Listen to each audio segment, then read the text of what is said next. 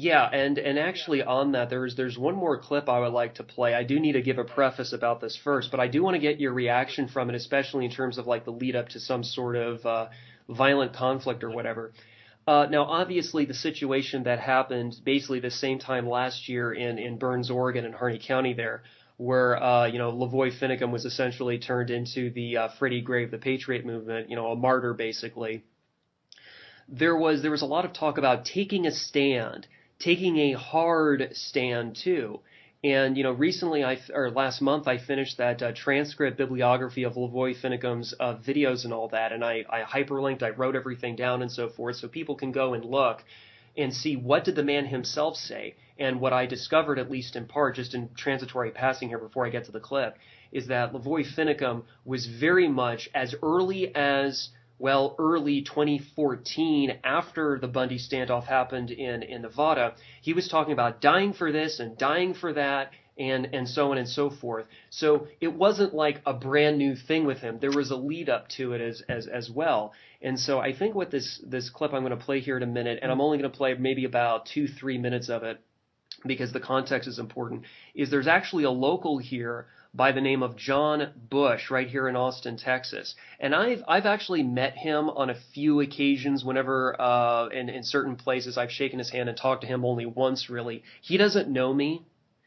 But he does have a reputation here in terms of like rallying the libertarians of one kind or another around, any sort of government pushback and so forth. So this clip I'm going to play, and I want to get your reaction to this, Alex, is where John Bush is basically proposing an idea for how to basically kind of, I don't want to say organize people, but that's the only way I can think about how phrasing it, about how to organize people in order to do any sort of pushback. And the context for this was actually in terms of actually right to travel. Specifically, freedom of movement, especially regarding like cars and roads and traffic stops and that sort of thing. So just for purposes of citation, this clip is from the Brave New Books YouTube channel. It was uploaded on June 25th of 2016, which was last year, and the video title is Freedom Sells for Right to Travel and Due Process. But as you know, if you're involved in this area, the government doesn't obey the law, only when it's convenient to them. And I'm concerned that at the end of the day, the appellate courts or any court that we bring a lawsuit to will simply uphold the status quo. They're all controlled by the same party officials, the same status. They scratch each other's backs. We know that there is no separation of power. It's the same different heads of the same three-headed Hydra monster. So I do think that there's value and merit in pressing forward and standing up for our rights, understanding due process, and fighting them on every front. But at the end of the day, I genuinely believe if we are to be able to exercise our right to travel, if we are to be able to understand and express our true sovereignty, it's going to take something more than just fighting in the courts. It's going to take us standing up for ourselves and standing up for one another. This is where the freedom cell can come into play. Let's say we do battle for the next 2, 3, 5 years and the courts are just ignoring us. By then, we're organizing ourselves, and now we have 10,000 people here in Central Texas. You have 1,000 in your area. Maybe you have 25,000 in your area. Who knows? Maybe we have 100,000. This catches on and takes us all by surprise. Now it's time to assert our sovereignty in different ways through peaceful, nonviolent resistance. By having enough people to where we can surround a police car, to where we can surround our friend that's being arrested because he didn't go to court, to where we can continue to travel because we all show up and basically make things very difficult for those that are trying to harm us, trying to take our rights away. We create an environment where we can effectively say, no, officer, I don't think we'll be letting you take our friend to jail today. And you're standing with another 24 people, and you let them know, maybe some of them are armed, and you let them know, if you're taking him to jail, you're taking each and every one of us, because we're not going to let you move forward with this unethical action. Maybe you have human chains form around them.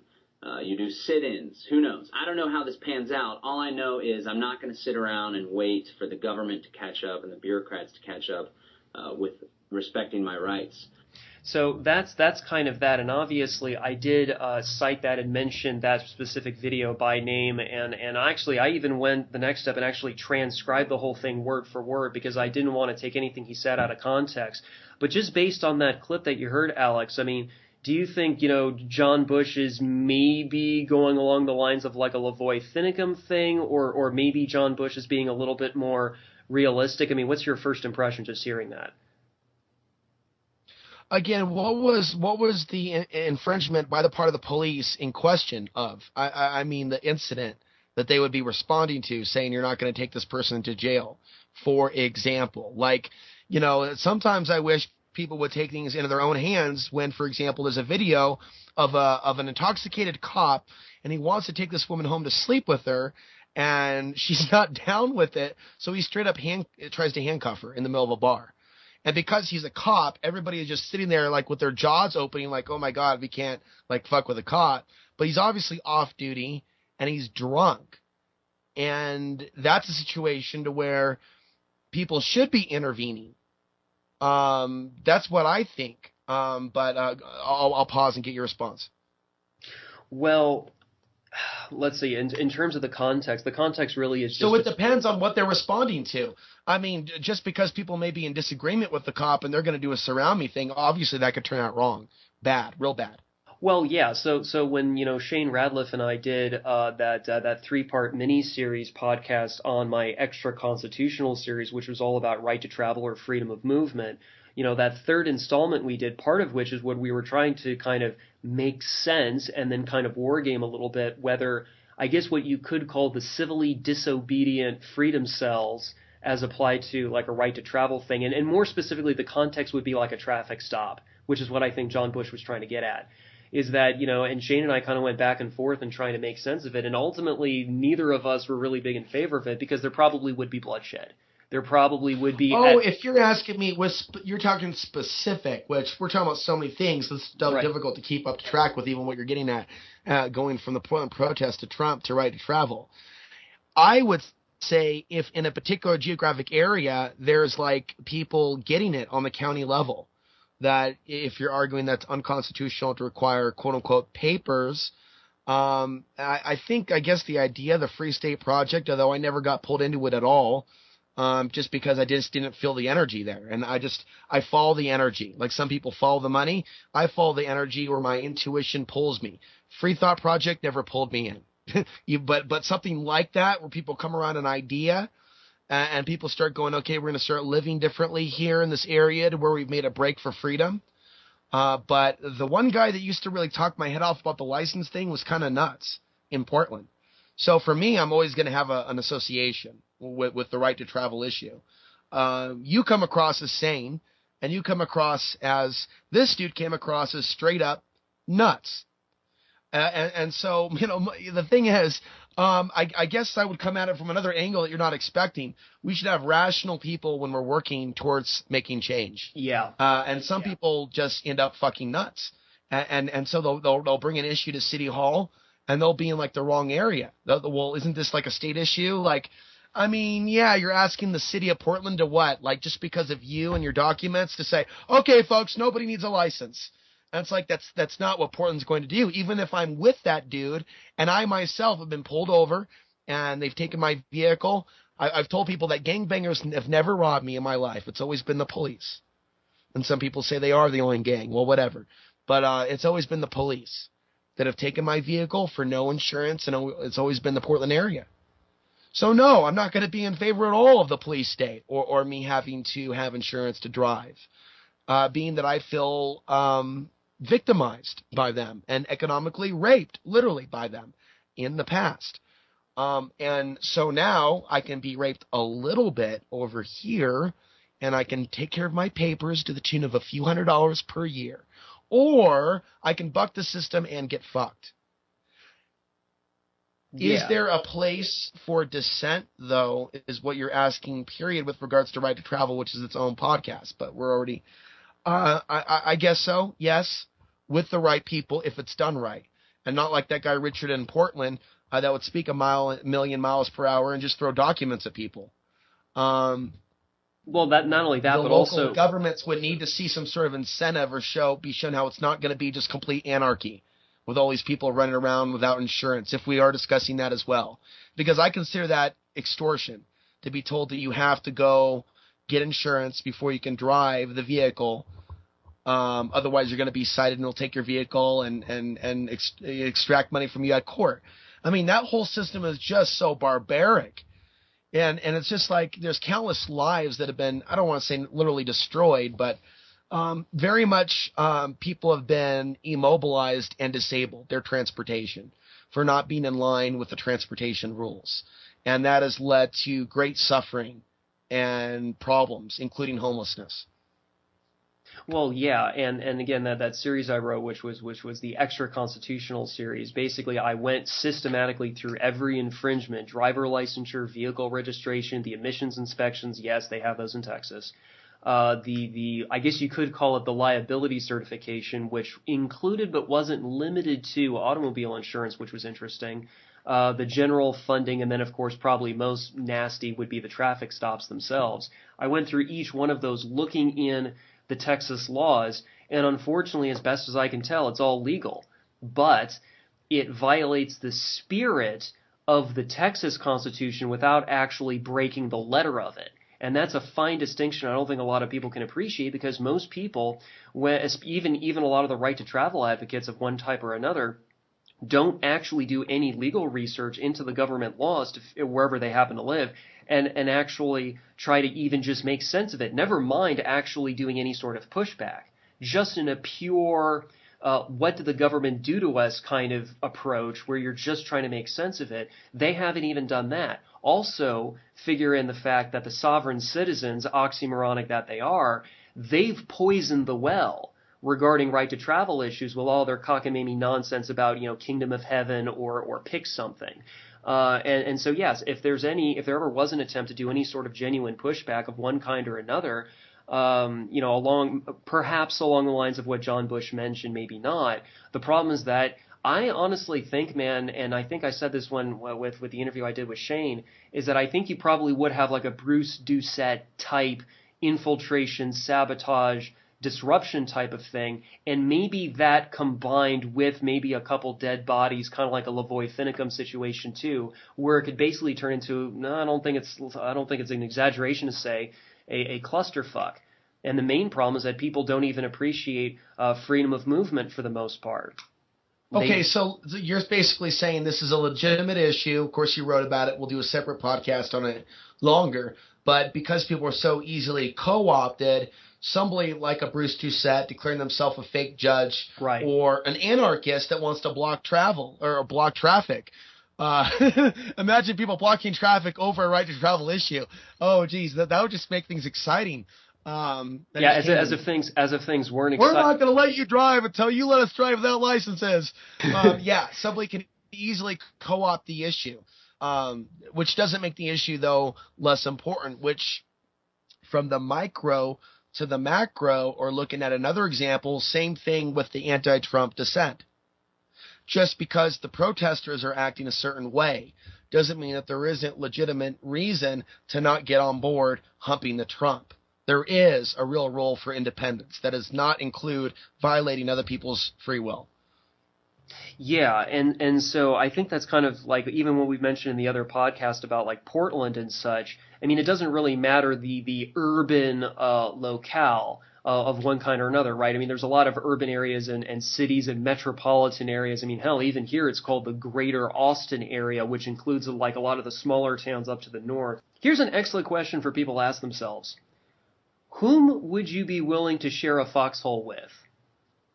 Because at the end of the day, when people are making talk about taking a stand like John Bush did, or taking a hard stand, which was Lavoy Finicum, I think it really does come down to a question of trust. Would you share a foxhole with these people? If the answer, and depending on how you answer that, will greatly determine, what you will end up doing, or shall I say not doing. And not only that, but also too, Alex, and just as a more as a passing thought, what I wrote about in the last of my extra constitutional articles, I think it was number 7, do you have the right to travel, I think was the subtitle. I criticized some of the right to travel advocates because they're all about going into court and challenging every blasted traffic ticket under the wazoo, because they claim, and they openly admit this, that or at least some of them did, like David Krause, for example, that, oh, we're trying to clog up the courts. We're trying to clog up the courts so they can't actually enforce things like collecting on speeding tickets, for example, and so forth.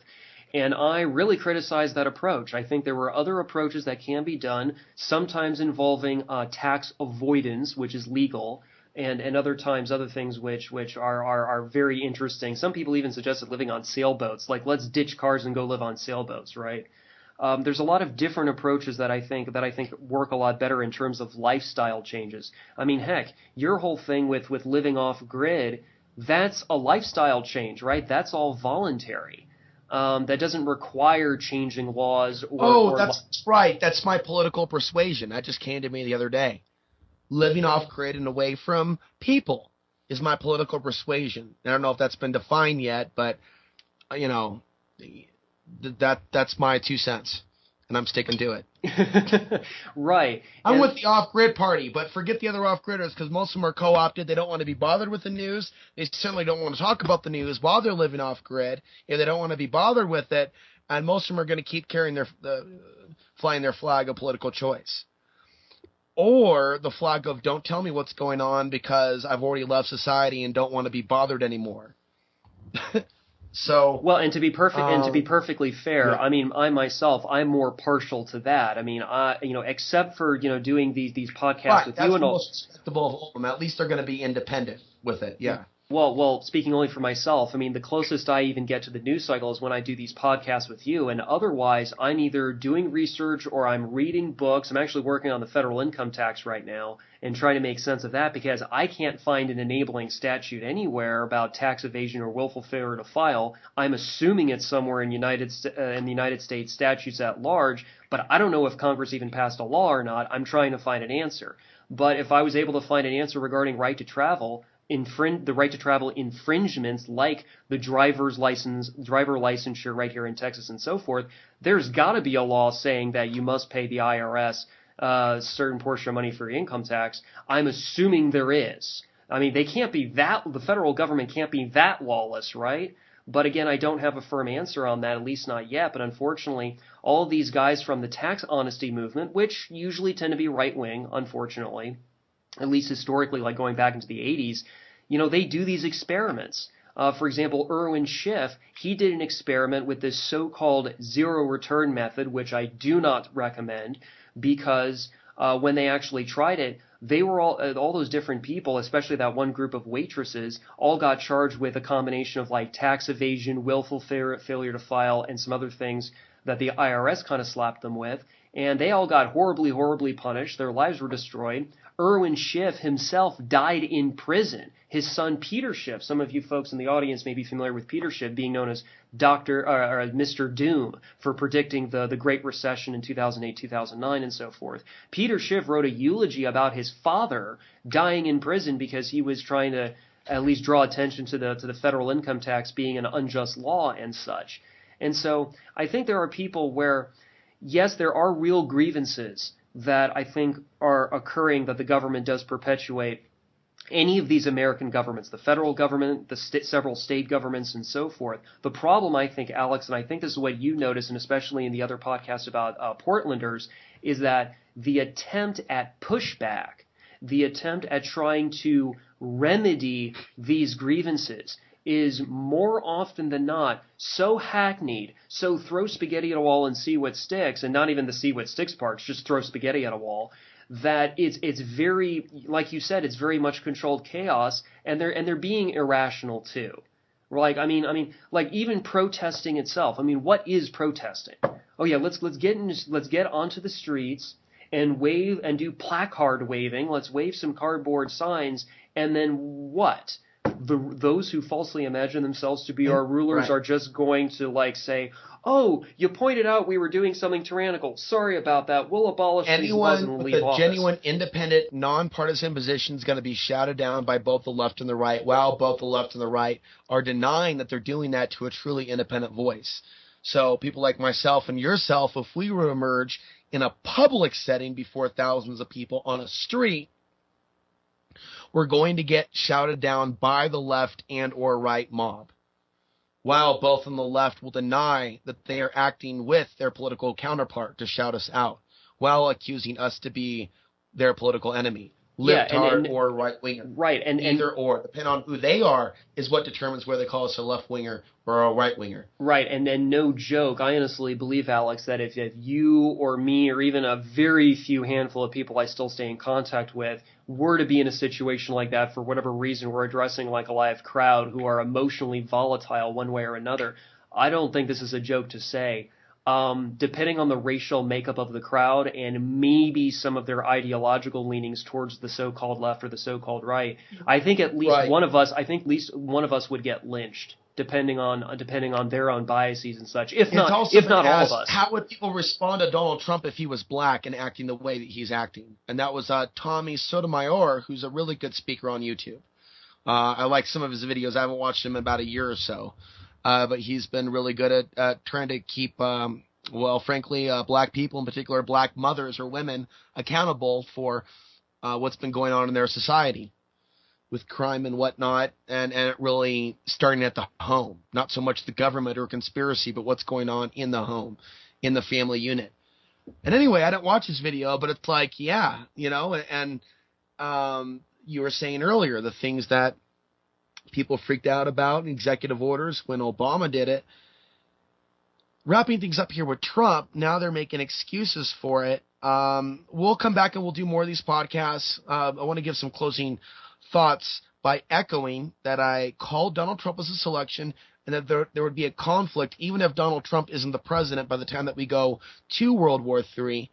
He'll get us in that direction.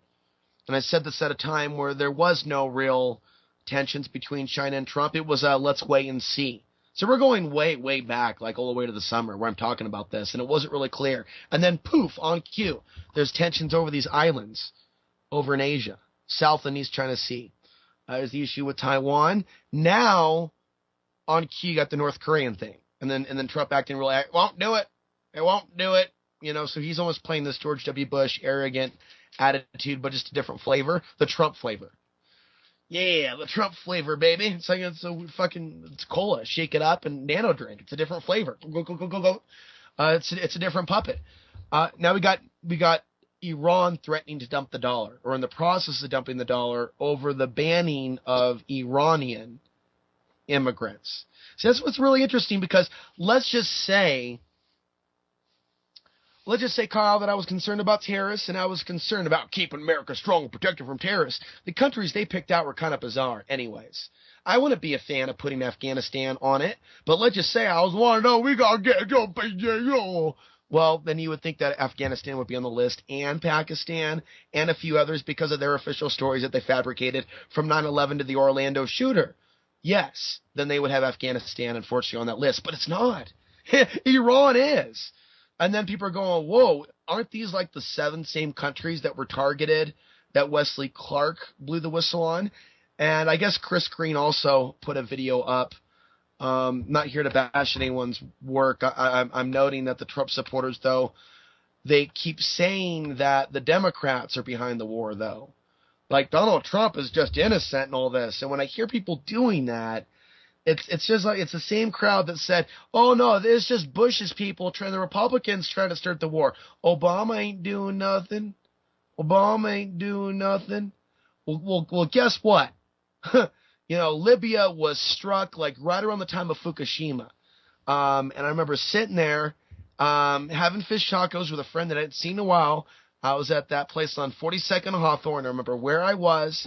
And I remember they even did it during the solar flare, I was thinking, because, you know, my thinking, Kyle, and I did notice there was a solar flare within a day of that attack, by the way, of Obama's strike on Libya. And that was March 11th, 2011. Wow. Or was it the 19th? It was the 19th, and Fukushima, I think, was on the 11th. Meaning we already had a world disaster called Fukushima, and Obama a week after that. See, all that psycho, man. I got these wounds in Portland. These Trump supporters that are hating on what we're saying, they just don't understand. I pleaded with those Obama people for years to understand this guy was carrying out the war agenda after Bush, and they had to didn't live listen. through that. And they didn't listen. And they thought I hated Obama for personal reasons, like I was becoming like possessed. Like I had people that were like stepping back from me physically, like I had changed. I didn't change. I was the same Alex the week before the election and the week after the election. The guy that didn't trust the politicians in office, that saw them a part of the war machine. I didn't change. They changed. But they were under the perspective that I changed. And to this day, there are people that'll comment going, Alex, I used to like your work, dude, but you're getting really out there with your shit, dude. I don't know what the fuck happened to you, but it's like, because I'm not getting behind the establishment. I mean, even this logic is so perverse. Well, it's not even. Well, it's not even logical or whatever. And obviously, as we begin to close out here, I would like to play one more clip. This will be like a regular commentary weekly as we go deeper into the dystopia. Yeah, what's the clip?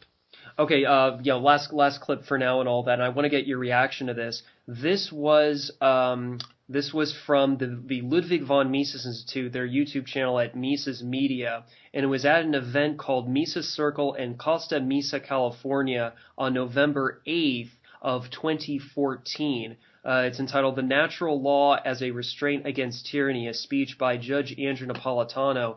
And after I play this, I want to get your reaction to it, because this was aimed specifically at libertarians.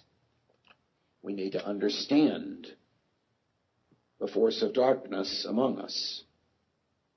And that force of darkness is the very government we have elected and empowered to impose the darkness upon us.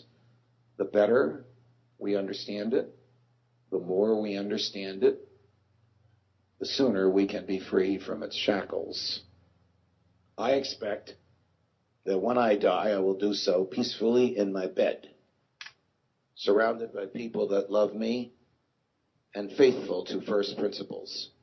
That will not happen to everybody in this room. Some of you, particularly the young people, must be prepared to die in a government prison. And some of you, particularly the young people, must be prepared to die in a government town square to the sound of government trumpets blaring. When the time comes, you'll know what to do, because freedom lies in everyone's heart, but it must do more than just lie there. All right, so sound familiar by any chance? Notice the die, die, die, die rhetoric. Right, put this in the context of what you're interpreting. I don't know, man. It's almost like, I go into some of the older literature, whether it's a couple years ago or whatever else, and it's just this concept. I mean, he sounds like, I hate to say this, but the former judge Andrew Napolitano sounds like Lavoy Finicum to some degree. It's just okay. Yeah, I agree, and I know who this is, and he is another person that came on this, Fox News, and I'm like, I'm not going to watch Fox News now just because this joker's on it. So my initial associations with this name were never positive. I just saw another guy in a suit. He's talking Liberty Talk. Now he's the latest flavor. So I never got on board this type of push behind him, very similar to the Ben Swann. Now, I don't per se have anything negative to say about Ben Swann. He just seems to be a media pretty boy with nice hair in a suit who happens to have libertarian leanings, or so he seems. And he has shown himself capable of doing his own platform and not coming, I guess he's maybe back with the media, but is it better for him to stay with somewhat of a reputable news agency like CBS than to have degraded himself by getting involved with, say, Alex Jones when offered? Because Alex Jones publicly offered him multiple, come with me, Ben Swann. And Ben Swann never, So I don't know Ben Swann to have done anything deceptive. As far as, I don't know why I brought him up per se in particular. Some of the reason why we were talking about the judge, I avoid a lot of the buzzes around a lot of these characters and personalities.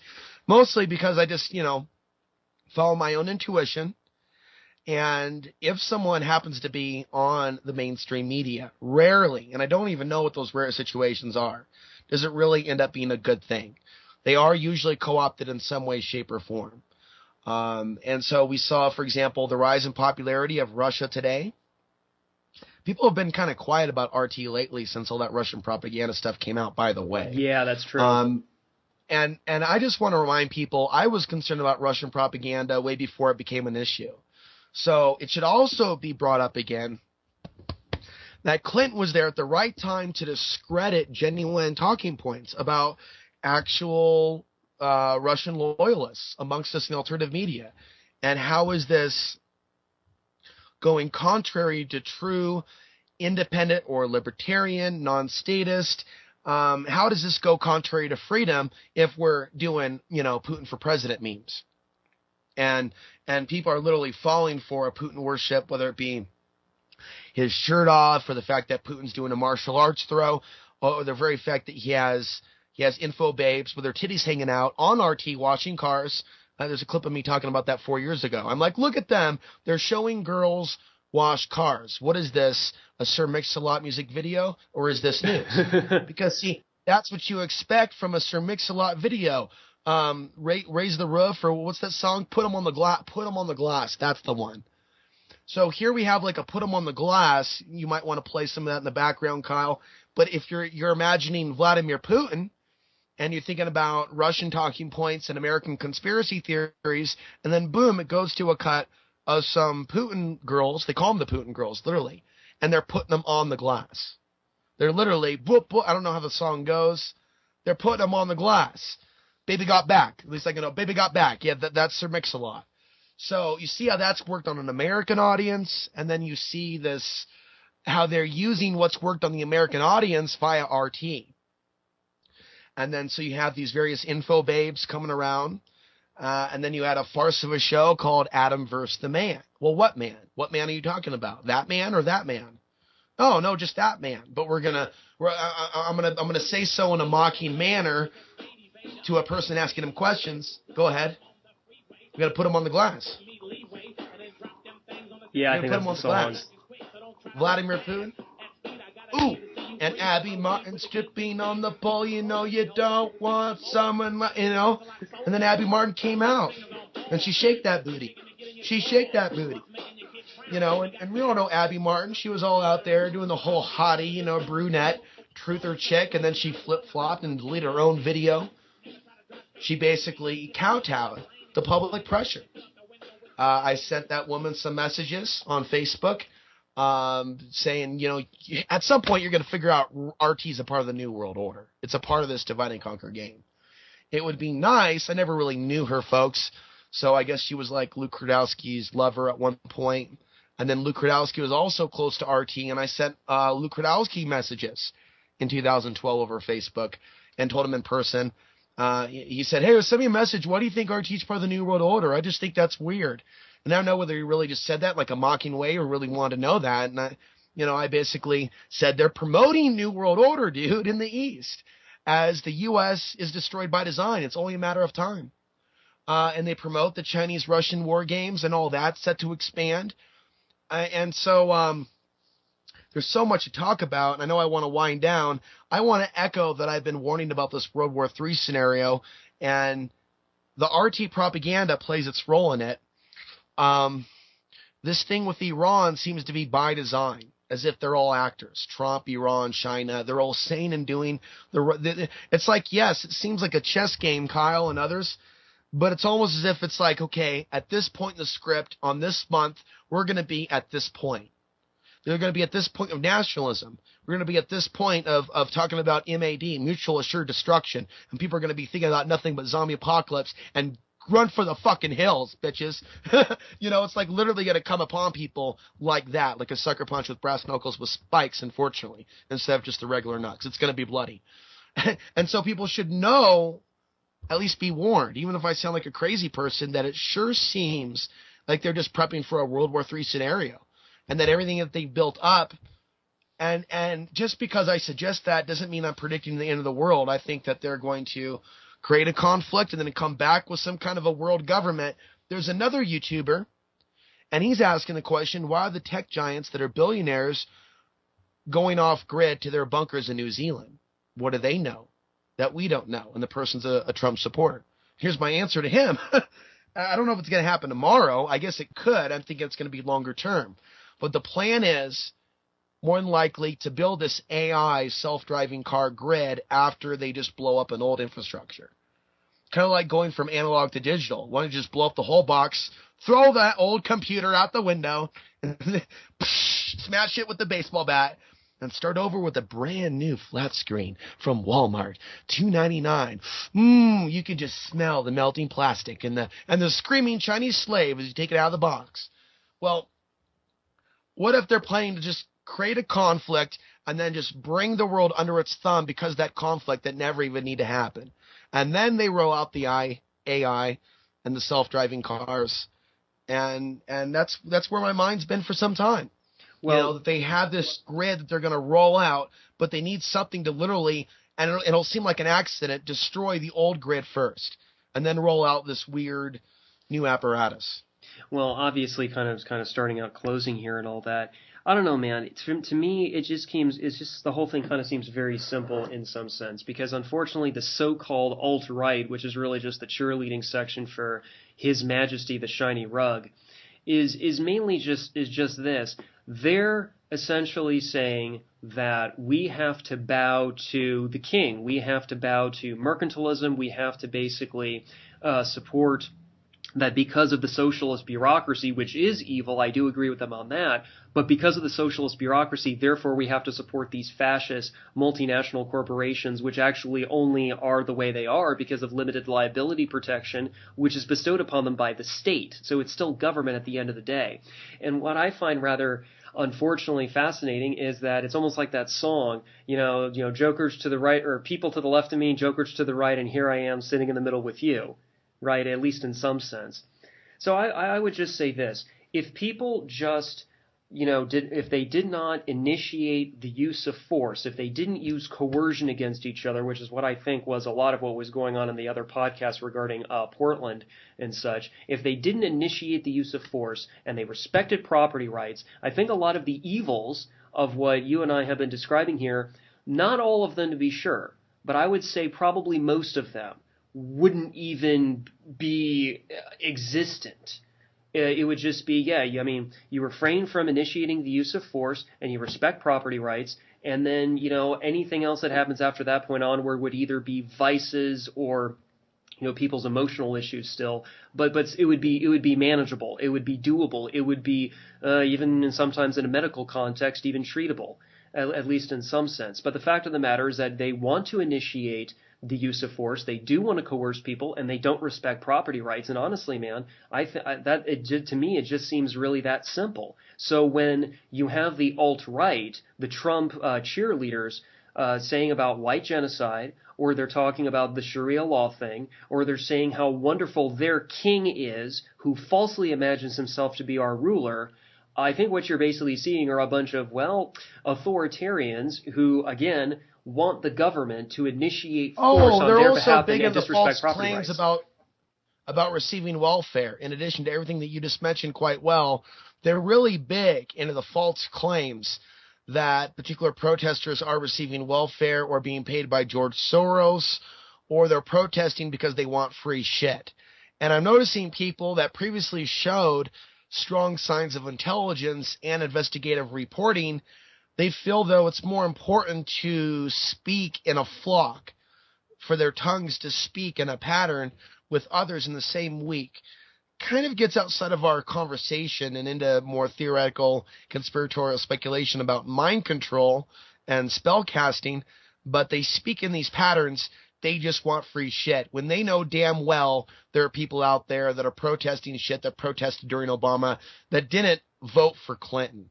So we're seeing behavior in people to where, like, we know Alex Jones, at least I feel, he knows that there are people that are independent, that are ex-Alex Jones fans, that are just straight up independent, that didn't vote for anyone, that aren't even necessarily anarchists, that are really libertarians. And they're like a silent, I don't know if they're like a majority, but they're a silent group for sure. So yeah, just this level of like, I'm going to propagandize just because I'm angry at you. Like, whoa, that's wrong. That's immoral. That shows malicious intent. Especially for anyone that claims to be a Christian, which is a huge demographic of the society, self-proclaimed Christians. What's that whole thing about lying against thy neighbor? Yeah, Okay, so you have thou a bunch shalt, of, right, thou shalt not bear false right, witness against thy neighbor, a false command of the witness. Lord. There's a lot of that false witnessing going on amongst Christians, so-called Right, Christians, because they're not I even don't really believe following. that they are Christians and they should be confronted with that. Right, they're not even obeying the dictates of their holy They don't book. seem to be afraid of God's wrath, that's for sure. Well, yeah, and I think you're right for pointing that out. They're not even following the dictates of their holy men or of their holy books or of Jesus of Nazareth or pick something.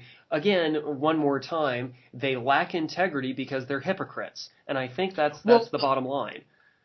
with Grant Chisholm, and I want to ask the people to listen to our other podcast about like what happened to Portland, what's going on behind the scenes. Not really sure what we'll title it, but it's kind of a longer dialogue beyond just watching people fight back and forth. It's like what's going on? Like one seems to be on the right, one seems to be on the left, but they both seem crazy. Why is that? Answer is answers. But Grant, not only does he seem like possessed, my theory is, I don't think I mentioned this in the last podcast. So yeah, what was it different about that day in which Grant was knocked out by a protester? Really a thug, because I don't endorse that behavior, and a lot of other people don't endorse that. Fortunately, a lot of people do.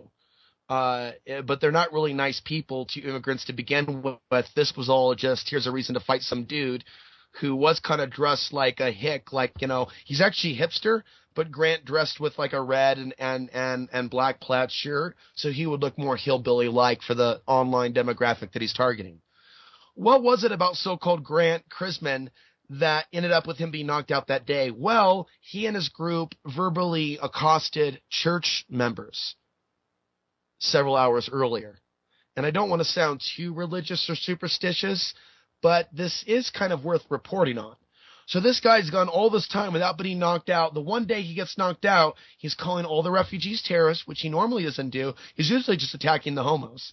I didn't mean that to be that derogatory, but you're all going to hell. Like, that's usually his MO. The immigrant thing was something that he just picked up on recently, just like Ritzmeier and others. And so whether it was calling all the refugees terrorists and maybe this being karma, I know that's going to piss off a lot of people, and I did suggest it. That doesn't mean that I'm for him being attacked. But it led some people to even think that I'm like for like the Berkeley riots, of which the footage I haven't even watched. What else did he do? But yeah, he accosted a church for having like a coexist. They used in that video a coexist bumper sticker. And coexist, basically, you know how John Lennon wrote that song Imagine, and some people take it to the conspiracy level saying that he's singing about New World Order, which may or may not be true. But it's that type of thinking of potentially looking too much into something in a conspiracy worldview and maybe making a conspiracy where there isn't one. So in Portland, there's like this thing that says coexist.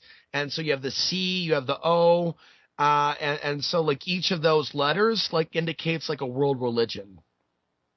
So for the conspiracy theorists on the right-wing side that are definitely multi-racial and multicultural, that see that as a really bad thing, they represented so-called Christians freaking out about multiculturalism and the coexist flag. Like people coming together is like a sign of a great evil. To the point where they went in, and that video is on one of their Hellfire Damnation channel. I don't know what they call it, the terminology they use it, but it's basically... I don't know, where people come up and they pray to God or something. I'm going to type in Hellfire Portland Bible Believers because I can't. Well, so they're attacking the Hispanic church. Yeah, go ahead. Well, while you're pulling that up, I would just like to point out that, again, notice that the punching out of Grant Chisholm or anybody else, I mean, that itself is an initiation of the use of force. It's not self-defense to just go up to somebody and punch them in the face or anywhere else just because you feel like it. And that's a violation of libertarian ethics as well.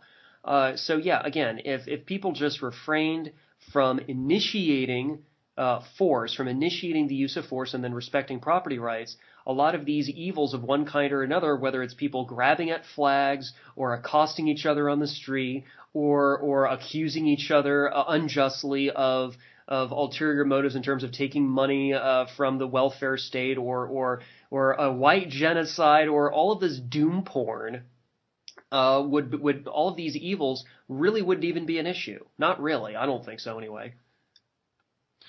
Well, last comments here with regards to free speech. Okay, somebody has the free speech to go in and start yelling in a certain area. I got a lot of leeway in some cases with the megaphone doing my 9/11 activism back in the day. I was also quickly silenced. It seems that there's a lot of leniency directed at protesters today, though, in certain circumstances when it's politically incorrect to silence them. And so there's free speech to yell like this. Then there's a megaphone and regulations regarding to the use of a megaphone and ordinances saying 50 feet, that you cannot be heard beyond 50 feet. And so whether this is right or not, whether this is wrong or not, all I'm saying is that's been told to me historically by police officers why I wasn't allowed in some circumstances when I was pissing people off doing some of my old school Portland, Oregon activism. What I'm seeing now is everybody with their megaphones and an even bigger noise pollution. At least I agreed with what I was saying. At least I believe I was warning people about something legitimate. Yeah. This is just a bunch of screaming back and forth and people using the megaphone for sound weaponry. So someone's going to shout with their megaphone. Well, the other person's going to put their megaphone receiver to where you have a squelch feedback thing going on. So they can shut down the free speech by creating feedback. And so a lot of that is going on in these videos. Poor use of a megaphone. So even though Grant has like the First Amendment right to use a megaphone, he's doing stuff in which people, his supporters would say, shut down that person with a megaphone. If, say, they didn't like me talking about 9/11, then they would want me shut down. So it's selective use of free speech when it's appropriate, when it's not. And we see how that, well, if we're going to let one group use the megaphone, we'll let the other group use the megaphone. And then it's just fucking pure chaos. And I'm not saying shut it down. I'm saying let's study this. Let's study these monkeys on the left and the right.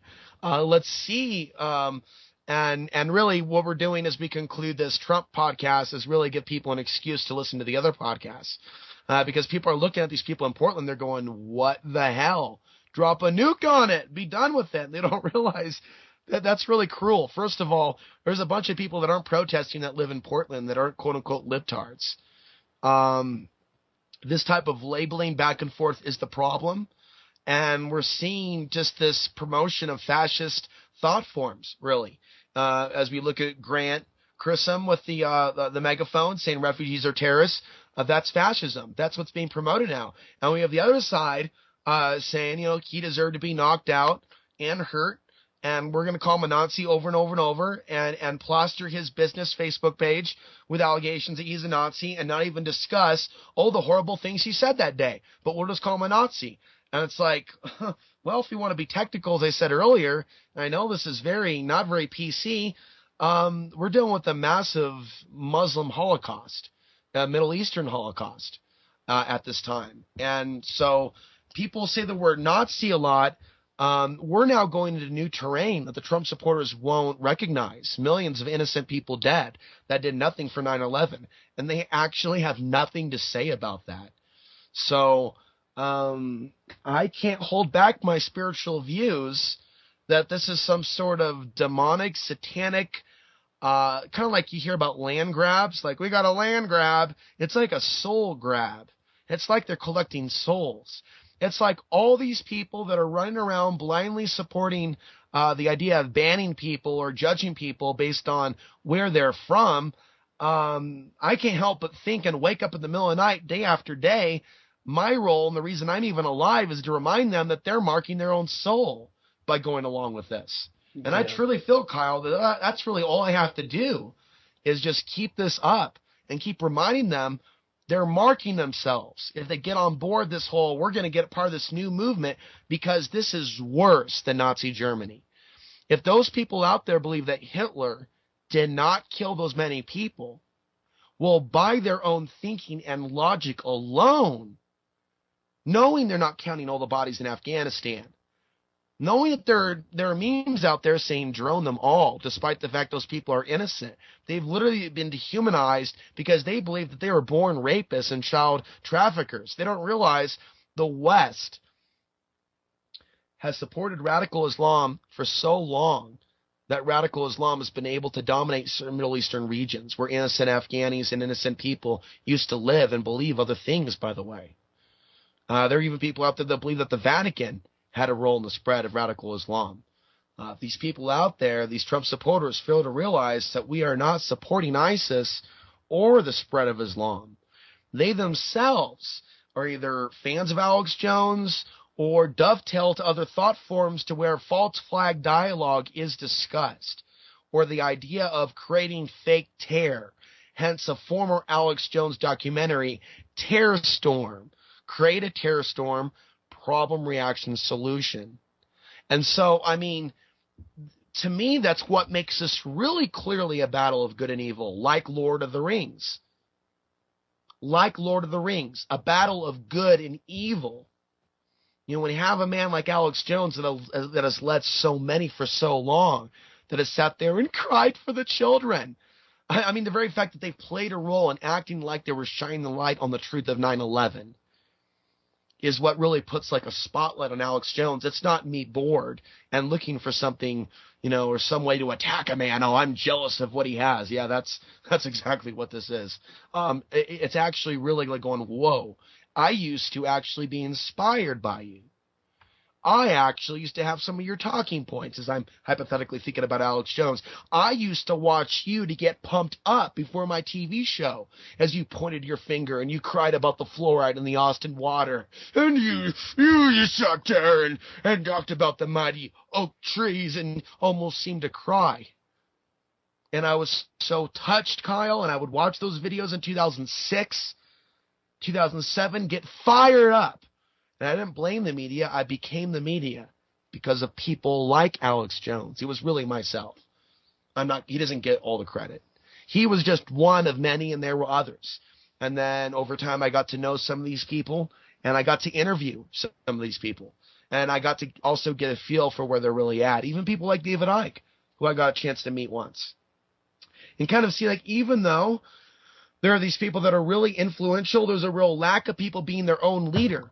There's a real lack of people doing their own research. And there's really an overabundance of people that don't become their own voice, don't become the media, and they literally succumb to this archetype of the worship of a replacement role model. Maybe they didn't have a role model growing up. Maybe they had a damaged relationship with their father. Speaking of which, and Alex Jones is consciously playing on that. He literally spread his arms out and said, "Come to daddy. You know you want daddy." And he was talking to all the women in D.C. that were protesting Trump. And see, I'm not big into the whole abortion thing. But see, even Alex Jones himself stayed away from that. You know what I mean? The big, heavy abortion argument energy. And now, hey, if you're for abortion, you're also with jihad. You're with jihad if you're for abortion rights. And so, the man's going in all these different absurd directions trying to connect people with terrorism that are totally innocent. But this was Mr. Terror Storm. This was Mr. False Flag. So what I'm saying is, I understand there's some atheists in the audience, but I understand there are also some Christians and people that are into other open-minded understandings of what's going on. This is evil incarnate. What Trump is leading America into, destroying America so it can be overtaken by other countries. That's pretty fucked up. Yeah, it is. Alex Jones potentially leading his listeners to an actual armed conflict at a BLM event in the future. Maybe. I was saying something like Alex Jones seems to be positioned there now to lead his remaining flock into some sort of a conflict, maybe at the border, because it seems like the government ran the Bundy operation. Or they had way too many informants to where they may have been involved in the organizing of the takeover. We wonder. At least I wonder. And so as we see Alex Jones build this up, he's saying China is hacking InfoWars like last month. And he never did that before. So when he's going in that direction, now that Trump is in, and it seems like there's going to be a conflict at some point with China, already, boom, on cue. China's attacking InfoWars. That's a pretty powerful narrative. And so he's going to capitalize on the fact people are waking up to aspects of China, but he won't really cover the corruption between our own government and China like the old Alex Jones did, whether somebody came in with a bunch of gold or dope or money, and then the new Alex Jones emerged. But, in America Destroyed by Design, 1997, he talked about Clinton and China and Costco, Long Beach, California, the potential sale of a Navy naval yard. Now, I don't know if that actually happened or if that was actually stopped. From what I understand, the Monica Lewinsky scandal really distracted America away from Chinagate, which was somewhat erupting in the news regarding corruption, missile technology transfers. See, that's all really juicy stuff. Where are all the Hillary for prison nutcases, nutbags? And I'll explain why they're nutbags. Helping myself or Kyle and others expose and expand knowledge of the Clinton Foundation's assisting of the Communist Chinese. Yeah, I'm just saying because they're not even really there to even expose Hillary Clinton helping the Chinese. They're just there to repeat what Alex Jones tells them to repeat. Like, okay, you're against Clinton. Let's talk about the corruption. Let's talk about the dead bodies in Arkansas. Let's talk about the Clinton Chronicles, a documentary May 10. Oh, no, you don't even know what that is? And so it's scary, Kyle. It is the death of liberty movement. We're literally going over here going, how many years left until they're going to straight up invade this country? That's where I'm at. Yeah. Where am I at in my forecast? The next few years are going to be quiet. The 2020s is the red zone. Pun intended. Go ahead.